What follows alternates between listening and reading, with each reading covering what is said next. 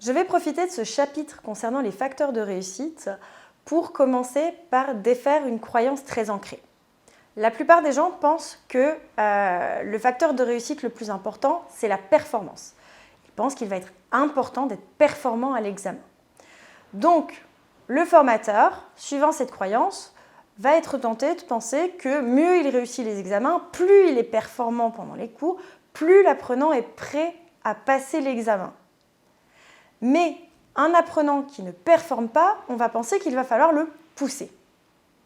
Donc, le formateur, de manière très intuitive, va vouloir multiplier les évaluations jusqu'à ce que tous les apprenants réussissent la tâche demandée, qui sera réalisée dans les mêmes conditions que celle de l'épreuve finale, correction inclus.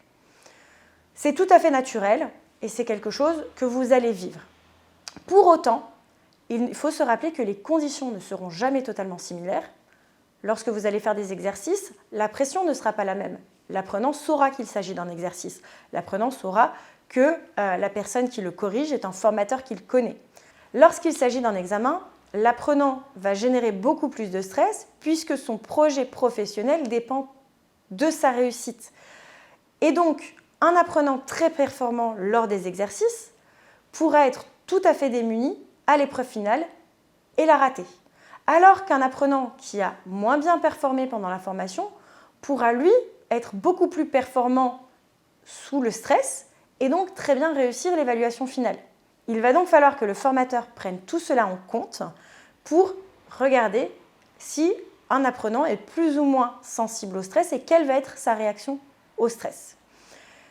Cela nous montre donc que ce qui va être le plus important dans le procédé, c'est le testing, c'est-à-dire le temps que l'apprenant va passer devant sa copie à réfléchir et à se remettre en mémoire du travail concernant les informations stockées dans sa mémoire à long terme. Je m'explique. Lorsque l'apprenant va se retrouver devant sa copie à l'examen, il faudra qu'il soit en capacité de se remémorer les différentes fois où il a raté quelque chose, où il a passé des étapes, où il a mis en œuvre un processus. Peut-être qu'en effet, il s'est trompé lors de l'évaluation qui concernait cette compétence en particulier. Pour autant, il va avoir fait tout un travail avec le formateur pour remettre cette information dans sa mémoire à long terme et pour se remémorer au bon moment les choses qui vont être importantes. Il va donc falloir régulièrement inclure des phases de révision qui vont permettre à l'apprenant de réactiver sa mémoire et non pas de s'estimer au moyen d'une échelle de valeur partielle. Cela ne veut pas dire que la correction des évaluations ne doit pas être effectuée.